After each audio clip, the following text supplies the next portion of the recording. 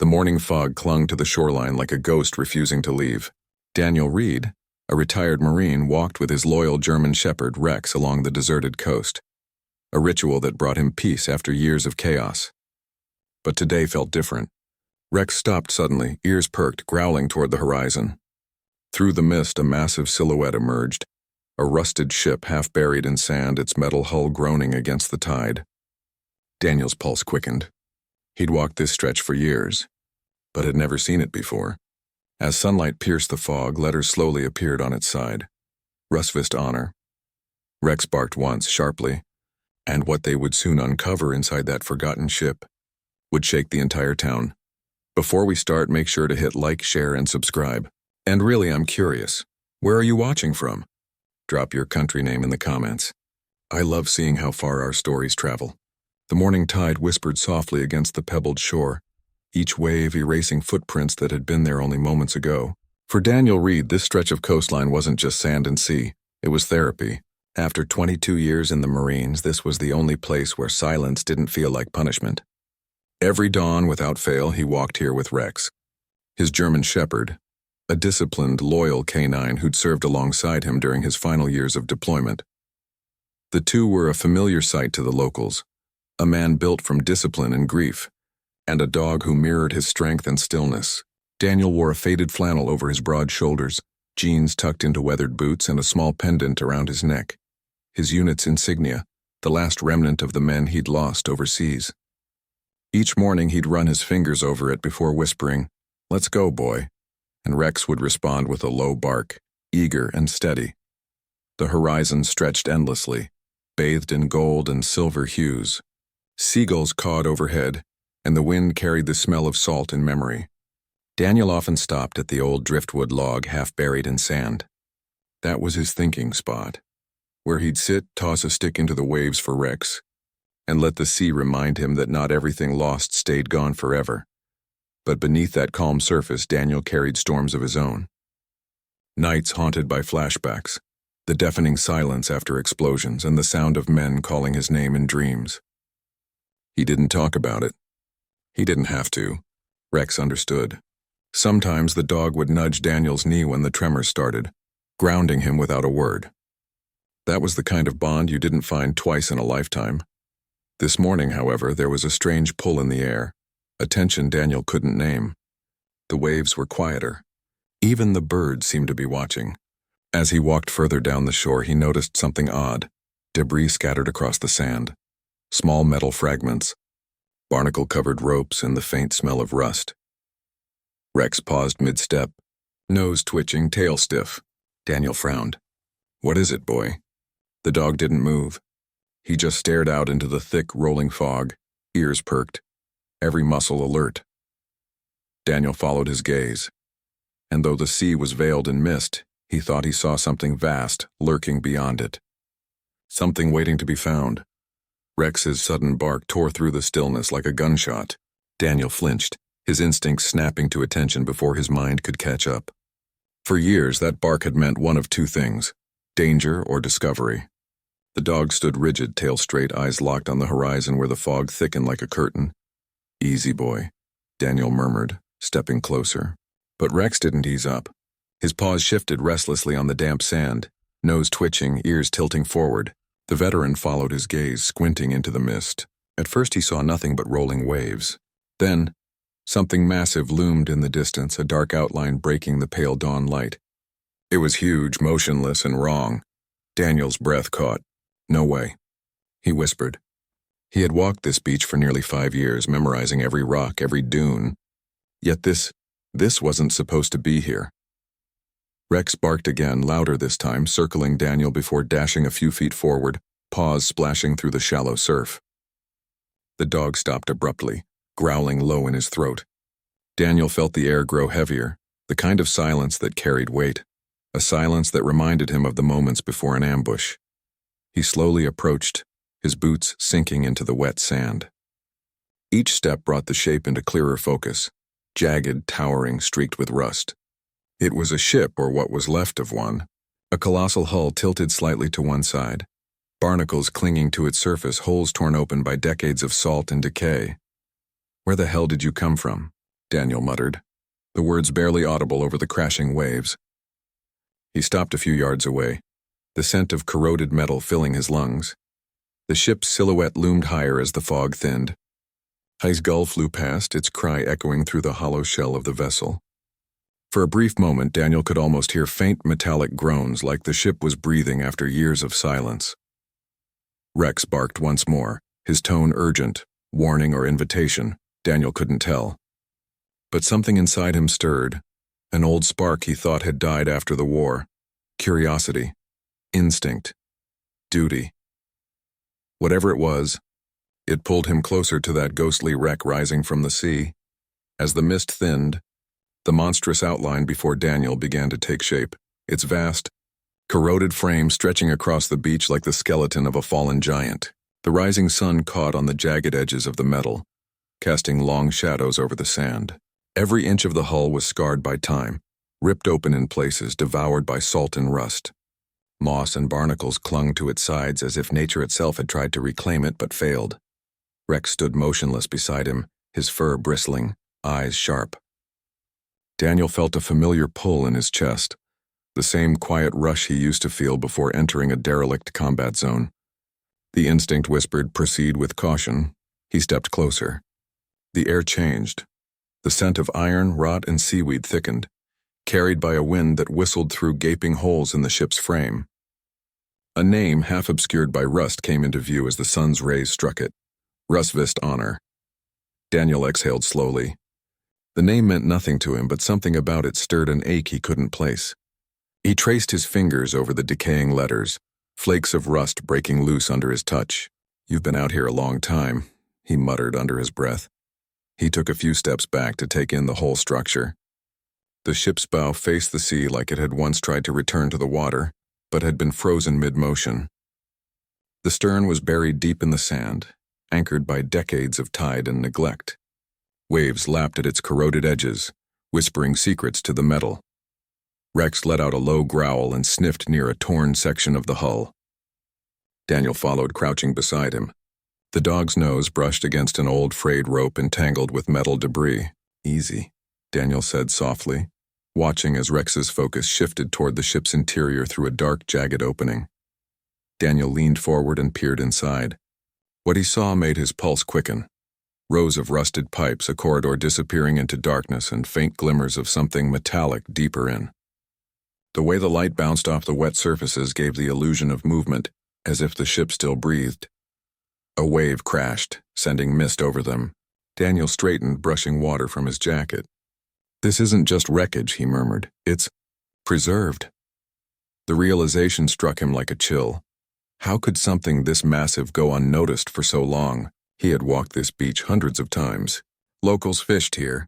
Tourists passed by every summer, so why now? Why today? Rex barked again, sharper this time, and Daniel felt his spine tingle. The ship seemed to groan in response, a deep, metallic sigh from within its hollow belly. Whatever the Rusvist Honor was, it hadn't revealed all its secrets yet, and Daniel was suddenly certain he and Rex weren't supposed to find it. Daniel stood before the wreck, frozen in place as the tide whispered around his boots. The rhythmic crash of waves should have been calming, but instead it stirred something buried deep within him. Memories. Fragments of a life spent at sea, of storms and orders barked through radios, of men who never came home. The ocean had always been both his sanctuary and his tormentor. He crouched beside Rex, running a hand through the dog's fur. You smell it too, huh? He murmured. The dog's ears flicked, eyes fixed on the wreck as if guarding something unseen. Daniel followed his gaze and felt a familiar ache rise in his chest. The same feeling he'd had when he first returned from his final deployment, standing at another shoreline, waiting for peace that never came. The ship before him wasn't just steel and rust, it was a reflection of himself. Once strong, proud, built for service, now weathered, haunted, and left to rot by time. He remembered the words of his old commanding officer. The sea doesn't forget. Read, it just buries what it can't forgive. Those words rang louder now, echoing across the sand. A gust of wind carried the faint creak of metal, and for a moment Daniel could almost hear voices, shouts carried by phantom winds, men calling for help through the static of a radio long dead. He shut his eyes and took a steadying breath. You're not back there, he told himself. You're home. But the line between memory and reality blurred with each second he stared at the ship. Rex nudged his knee, grounding him again. Daniel looked down and exhaled, forcing a small smile. Thanks, buddy. Guess you're my anchor now. The dog's tail gave a single thump in the sand. Daniel straightened, pulling his jacket tighter. He glanced once more at the Rusvist honor and felt an unshakable pull. There was something about this wreck that didn't feel accidental. It felt deliberate, like a secret washed ashore waiting to be found. He scanned the shoreline. The sand around the ship was uneven, disturbed as if the tide hadn't touched it properly. There were small depressions, prints, maybe footprints, half erased by water. Daniel's heart quickened. Someone else might have been here. He placed a steadying hand on Rex's harness. Come on, he said quietly. Let's see what this old ghost is hiding. Together, man and dog moved toward the gaping wound in the ship's side, toward the memories the ocean hadn't quite managed to bury. Daniel approached the wreck cautiously, every step sinking slightly into the wet sand. The air felt different here, thicker, charged with a quiet tension. The once distant wreck now towered over him, its broken hull blotting out the rising sun. He could hear the water sloshing inside the cavities of the ship, echoing like a slow, tired heartbeat. Rex sniffed along the edge, his tail low, his body tense. The dog's instincts were alive, ears twitching, paws moving with deliberate care. Daniel trusted that look. He'd seen it countless times on patrols overseas. Rex detecting something long before human senses could. Go ahead, boy, Daniel said softly, watching him weave between the twisted metal and shattered wood. The closer Daniel got, the more signs of human presence he noticed. Faded stenciling marked the side of the ship, letters and numbers half erased by rust. He leaned in, tracing them with his gloved fingers. RHV-0983. It looked military, or at least government-issued. Rusvist honor. RHV-0983, he whispered.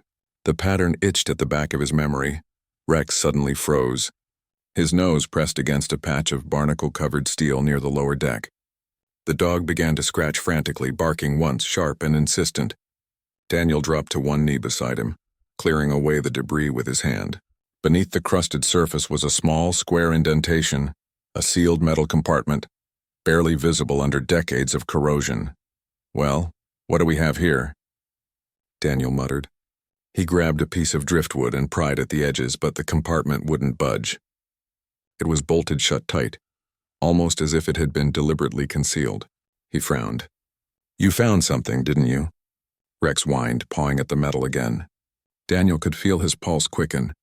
Ships like this weren't supposed to have hidden compartments, not unless there was something worth hiding. He stood and scanned the area. Around them, pieces of metal glimmered faintly under the morning light. Old tools, fragments of rope, and something that looked like a broken insignia plate. He picked it up, brushing off sand until faint engravings emerged, an eagle emblem surrounded by stars. The same design he'd seen on classified Navy operations decades ago. A chill crept up his spine. This wasn't an ordinary cargo ship. It had been military. Daniel pocketed the insignia, glancing toward the fog-thick horizon. We're not just looking at wreckage, Rex, he murmured. We're standing on a piece of history someone wanted buried. Rex barked once in agreement. As if confirming what Daniel already feared, this discovery was only the beginning. Daniel tightened his grip on the metal edge, the sea breeze stinging his face as he leaned closer to the rusted wall where Rex had been scratching. The faint outline of the compartment he'd uncovered earlier extended downward, disappearing beneath a thick crust of corrosion. Something was definitely hidden here. The thought sent a thrill through his veins, part curiosity, part caution.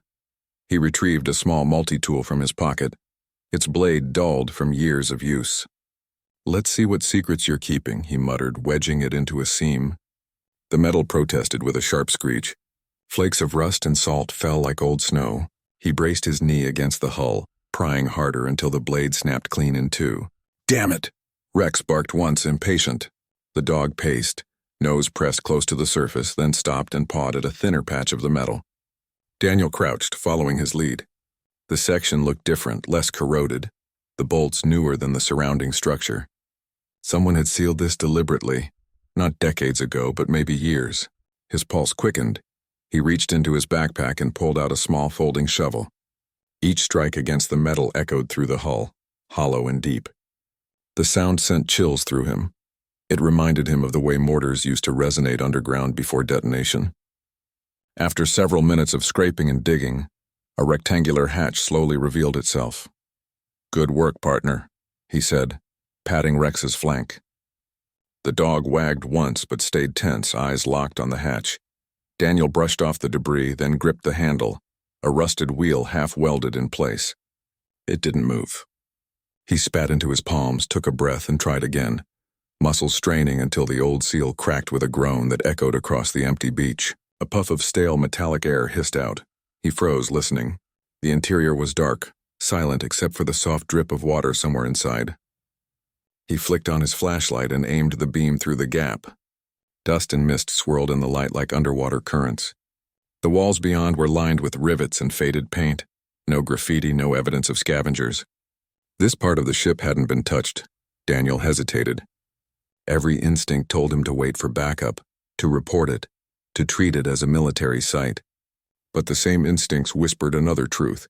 If he left now, someone else might erase whatever he'd found. Rex whined softly, glancing up at him. Daniel met his gaze. "Yeah," he murmured. "We've come this far." He ducked down, lifted the hatch fully open, and shone the beam inside. A narrow passage stretched into darkness, the air heavy with the scent of oil and salt. "Stay close," he said.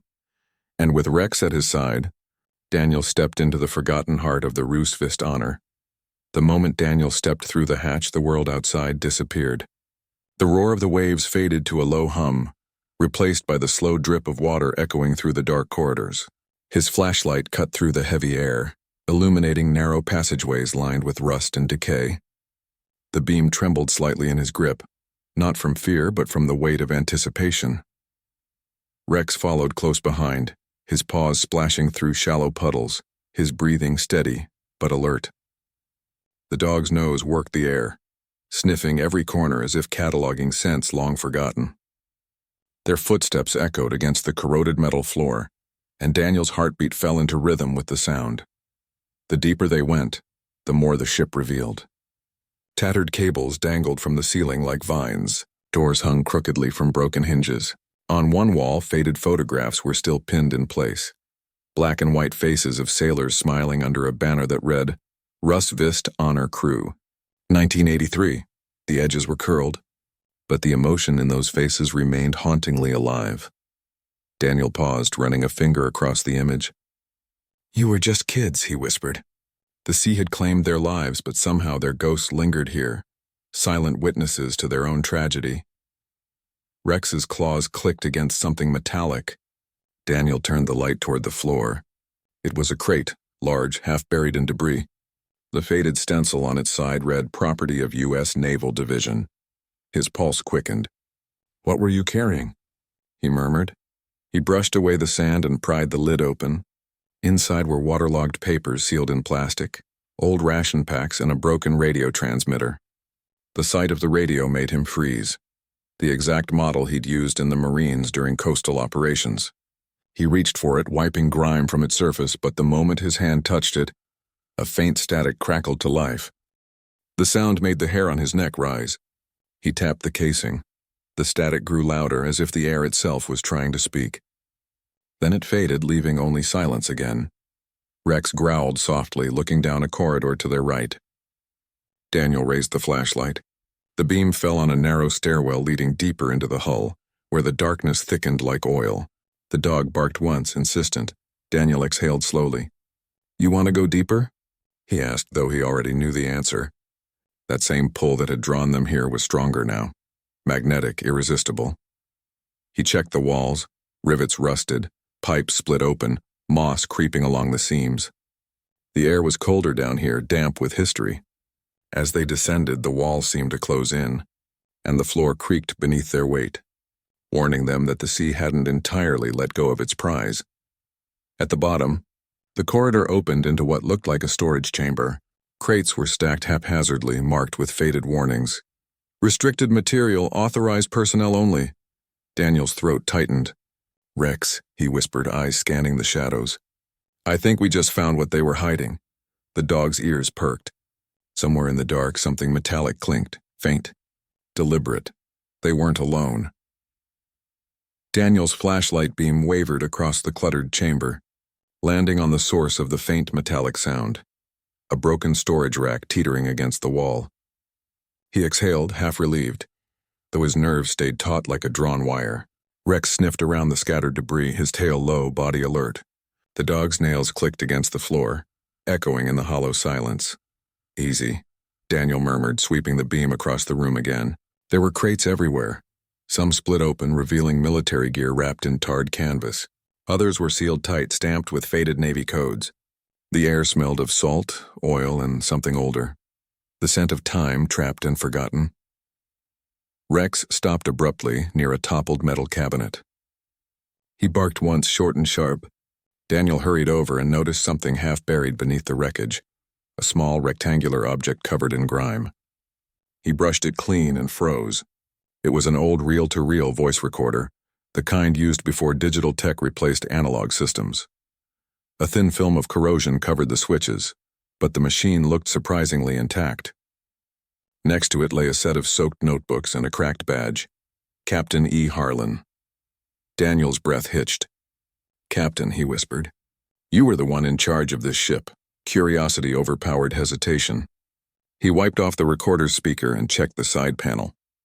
To his astonishment, the battery compartment was sealed with wax, a preservation trick only someone desperate would use. He cracked it open and replaced the batteries with spares from his flashlight pouch.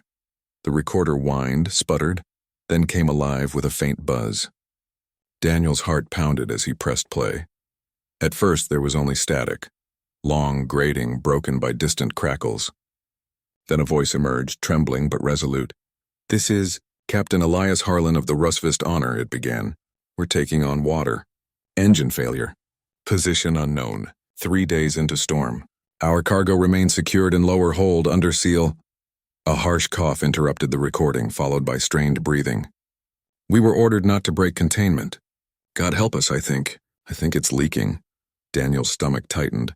He exchanged a look with Rex, whose ears had flattened. The voice continued, weaker now. "If anyone finds this, don't open the sealed section. It's not equipment. It's not what they told us it was. We tried to radio command. No response. They knew. They knew what they put on this ship." The recording dissolved into static, then a final whisper. "Forgive us." Silence followed. The only sound was Rex's quiet whine. Daniel sat back, pulse pounding in his ears. He stared at the recorder, the captain's warning echoing through his mind. Whatever was sealed in that lower hold wasn't meant to be found, and yet here they were, standing right above it. He turned off the recorder slowly. "Come on, buddy," he whispered, rising to his feet. "Looks like we're not done yet." Rex barked once, low, uneasy, as they turned toward the dark stairwell leading deeper into the ship. The narrow stairwell groaned under Daniel's weight as he descended, one cautious step at a time. Rust flaked off the railing with every touch, and the air grew colder, thicker, and almost alive. His flashlight beam trembled along the walls, tracing streaks of salt and algae. Behind him, Rex moved carefully, his paws splashing in the thin layer of water that covered the floor. Every few seconds, the dog would pause and sniff, then glance up at Daniel as if to say, "We're close." At the bottom, the passage widened into a low-ceilinged cargo bay. The air felt wrong, metallic and heavy, carrying the faint tang of oil mixed with something sharp, chemical. The beam of light revealed dozens of sealed containers stacked unevenly, all marked with faded hazard symbols and stenciled warnings. Classified. Handle with extreme caution. Daniel crouched beside one and brushed away the grime. "What were you carrying?" he whispered. He shone the light on the side panel, a serial code ending in 83. The same year the ship vanished. His breath fogged in the cold air as he straightened. Rex suddenly stiffened. His body tensed, ears pricked forward. A low growl rumbled from his throat. "What is it, boy?" The German shepherd stepped forward, nose pressed to the metal floor, following an invisible trail. He sniffed, then scratched at a particular spot near the far wall, where two massive crates leaned crookedly against each other. Daniel approached, wary. "You found something again, didn't you?" Rex whined, backing up slightly. The dog's fur bristled. His instincts screamed warning. Daniel leaned closer, shining the flashlight between the crates. The beam caught something, a glint of polished steel beneath the waterline. He reached out and shoved one of the crates aside with effort. Beneath it, half submerged, was a reinforced metal container unlike the others. It was sleek, sealed with thick bolts and unmarked except for a single faded emblem, a trident surrounded by a circle of stars. Daniel's breath caught. That's not standard Navy. He ran a hand along the surface. It was cold and unnaturally cold even in the damp air. The dog whimpered, tail lowering. A faint humming vibrated beneath Daniel's palm, so subtle it could have been imagination. But it wasn't. It pulsed rhythmic, mechanical, alive. Daniel backed up slowly, every instinct shouting to leave it untouched. But curiosity wasn't that dangerous. Unrelenting human urge, overpowered reason. He looked at Rex, whose eyes glimmered in the dim light. "We need to see what's inside," Daniel whispered. Rex growled softly as if trying to stop him. And yet, Daniel was already reaching for his knife. Daniel knelt before the sealed container, the dull light of his flashlight glinting off its surface. The air inside the cargo bay had gone eerily still, as if the ocean itself were holding its breath. Rex stood beside him, growling low, tail stiff, his body a wall of instinctive resistance. "Easy, boy," Daniel whispered, though his own heartbeat thundered in his chest. He brushed away a layer of grime, tracing the strange emblem again. The trident encircled by 13 stars. He'd seen it once before, decades ago, buried in a classified report about experimental naval operations during the Cold War. Back then, the insignia had belonged to a division that didn't officially exist, Project Leviathan. The name flickered in his memory like a spark. Rumors among soldiers whispered between missions. A covert military program involving deep-sea research, weapons testing, and something darker. Something about biological containment. He had dismissed it as conspiracy once. But now, staring at the real thing before him, the blood in his veins felt heavier. Rex paced in tight circles, uneasy. The dog's eyes darted from Daniel to the container, ears pressed flat. "I know, buddy," Daniel muttered, gripping his knife. "I shouldn't open it." He hesitated, then jammed the blade into the seam. Metal screeched in protest. Rust crumbled. The old bolts gave way one by one, each pop echoing through the ship like a heartbeat. A final twist. Then the lid cracked open. A hiss of pressurized air escaped, followed by a faint chemical odor that burned his throat. Daniel coughed, waving the air. Inside lay several cylindrical canisters, each stamped with serial codes and radiation warning labels. They were small, no larger than a thermos, but tightly sealed and immaculate, untouched by corrosion. "What the hell?" he whispered. He reached for one cautiously, the cold metal biting his fingertips. There were no markings except a single word etched into the steel: Bio 9. Rex barked sharply, the sound echoing off the steel walls. Daniel froze, his reflection trembling in the metallic surface of the canister.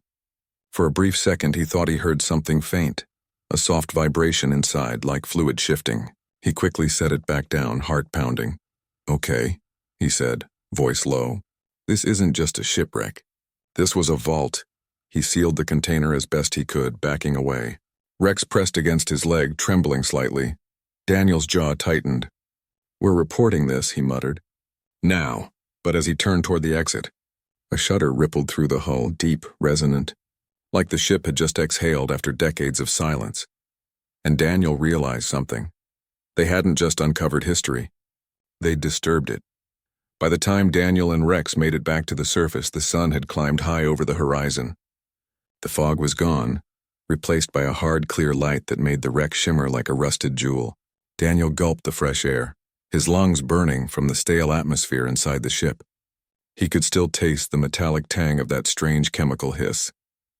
Rex shook out his fur beside him, panting heavily, but his eyes remained fixed on the ship, as if expecting it to move again. Daniel placed a steadying hand on his partner's neck. "It's okay, boy. We're done for now." But he knew they weren't. Something about what they'd found gnawed at him. That insignia, those sealed canisters labeled Bio 9. He opened his satchel and pulled out his satellite phone. Reception was weak, but he managed to reach an old friend, Commander Richard Hawk Lawson, a retired naval intelligence officer he'd served under years ago. The line crackled as a gruff voice answered, "Reed? Haven't heard that name in a while. You sound like hell." Daniel didn't waste time. "Hawk, I need intel on a ship called Rusvist Honor. Hull code RHV0983. Cold War era. Found it washed up north of Port Clearwater." Silence filled the line, broken only by static. Then Hawk's tone changed, lower, cautious. "You said Rusvist Honor, Reed? That ship was written off 40 years ago. Official record says it sank during a classified transport mission in the North Atlantic. Crew presumed dead. What are you doing near it?" Daniel glanced at the hulking wreck. "It's here on shore. And whatever it was carrying, it's still sealed." A long exhale hissed through the receiver.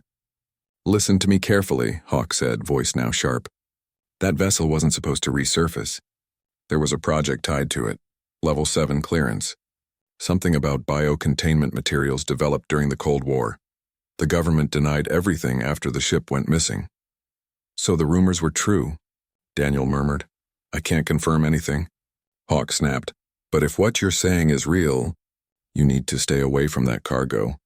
There were reports of exposure cases, even fatalities during testing." Daniel's hand tightened on the phone. The sea breeze whipped around him, carrying the faint groan of the ship's hull. "Then someone has to make sure it doesn't fall into the wrong hands." "You always were stubborn," Hawk sighed. "Fine, I'll dig into the archives. But Daniel, whatever's inside that wreck, it's not just history. It's a buried sin." The call went dead. Daniel stared at the phone, the words echoing in his mind. A buried sin. He looked toward Rex, who watched the sea with quiet tension. "Looks like we're not done, partner," Daniel whispered. "Not even close." By afternoon, the sky had shifted, a gray shroud rolling over the coastline, the wind picking up salt and sand as if the ocean itself wanted its secret back. Daniel stood near the wreck, speaking quietly with Hawk again over the weak signal. "I'm telling you, those canisters are still sealed. I think they're stable, but—" He hesitated. "Something feels wrong." Hawk's reply came through fractured static. "If the integrity's been compromised, you're standing in a hazard zone. You need to evacuate and report it immediately." Before Daniel could answer, Rex let out a sharp bark. The dog's body was rigid, nose pointed toward the ship. Then came the sound, a deep metallic groan, followed by a faint hiss escaping from within the wreck's hull. Daniel's stomach dropped. "Something just vented," he muttered. "There's pressure building in there." Hawk's voice hardened. "Daniel, get out of there now." The connection died. Daniel turned toward the wreck. A thin mist was seeping through cracks in the hull, curling into the air like breath. His throat tightened as the chemical stench reached him. Sharp, synthetic, almost sweet. Rex whimpered and backed away, pawing at his leg. He grabbed the dog's harness. "We're moving, buddy, now." But the moment he turned, dizziness struck. The world tilted. His vision blurred at the edges. He stumbled to one knee, coughing violently. The air burned his lungs. "Damn it." Rex barked frantically, tugging at his jacket sleeve, pulling him toward the dunes. Daniel tried to stand, his legs trembling, but the ground seemed to sway beneath him. His flashlight slipped from his hand and clattered across the sand. Through the haze, he could see the ship's hull warping slightly, as if something inside was expanding. The hissing grew louder. Then, silence. A long, heavy pause, and then a muted thump from deep inside the ship. Daniel's instincts screamed detonation. He staggered to his feet, half running, half falling across the uneven ground as Rex pulled him onward. Behind them, the air shimmered with heat and gas. The sound of splitting metal echoed across the beach. They collapsed behind a dune just as a blast of pressurized air burst from the ship's lower deck, scattering rust and sand like shrapnel.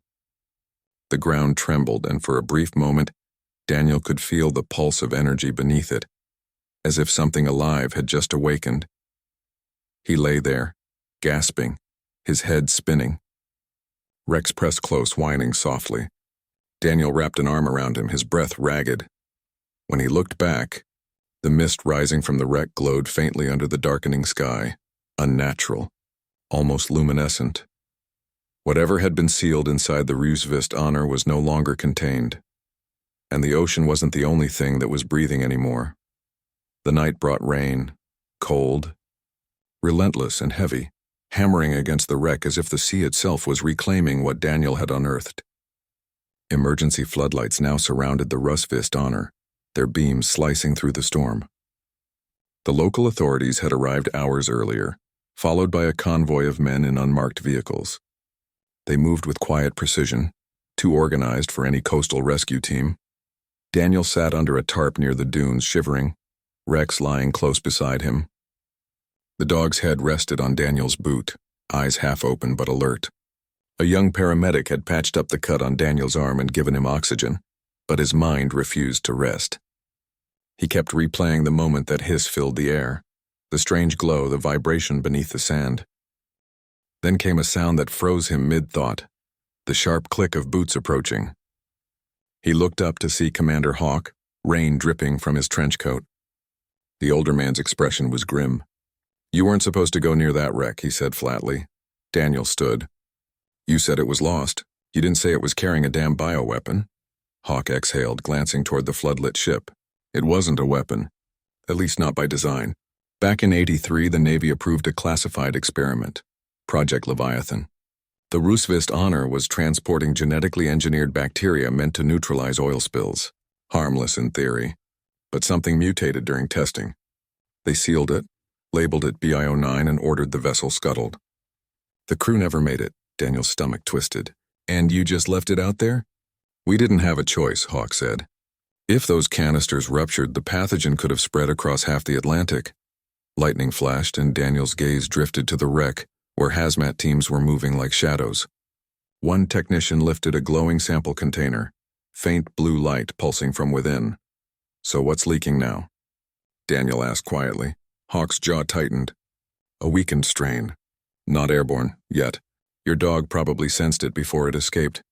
Animals pick up chemical changes faster than any detector." Daniel looked down at Rex, whose ears twitched at the thunder.